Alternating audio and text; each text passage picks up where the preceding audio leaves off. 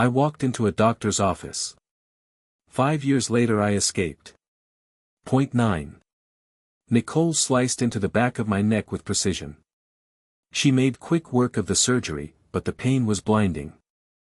I willed my body to stay rigid, only allowing my hands to grip a wad of the sheet beneath me.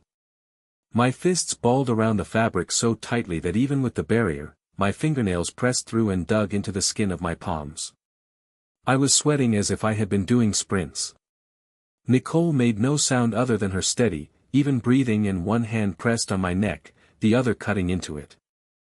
I thought I would black out from the searing agony, but before I could she pulled out the small pill-like device, tossed it on the bed in front of my face. "I'm going to stitch this up and then we have to move. Can you handle that?" she asked, a brisk clip to her voice.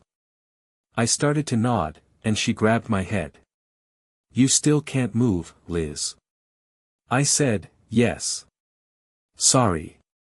Yes, I can handle it. I'm okay." I felt the burn and pulling of the needle sewing the wound she had made. It was unpleasant but bearable.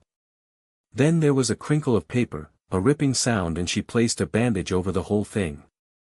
Then a quick beeping started to go off from somewhere deep inside her bag. Her head snapped toward the sound. "That's them. They know it's out. We have to go. Now." She jumped from the bed, launching herself toward the door to look through the peephole. She rushed back to me as I was carefully maneuvering myself back into a sitting position on the bed. She snatched my hand and heaved me onto my feet. She threw everything back into her bag, zipped it, and went to open the door. When I open the door, no matter what is out there, if anything, do not stop. Go to your left, down the stairs at the end, all the way to the ground floor. From there make a right. You will see a maroon minivan. Go to the passenger side and open the door. Get in. Do not look back. Do not ask questions. Her words came at me like rapid fire. It was difficult to keep track of her words, but I understood. She opened the door. Nothing greeted us but the sunlight and musty smell of the building. I walked out in front of her, followed her directions. When I made it down the steps, I heard a man's voice shout from somewhere above me. Nicole was right behind me and shoved me in the back, urging me to keep moving forward. I saw the minivan, ran to the passenger side, yanked open the sliding door and hopped in the seat.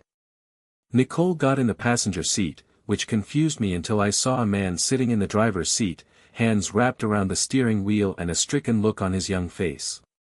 He could not have been more than 20 years old.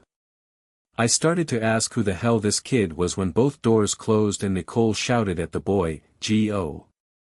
The minivan did not look like much, but it tore out of that parking lot like it was in the Indy 500. I could not see out of the back windows since they had all been covered. I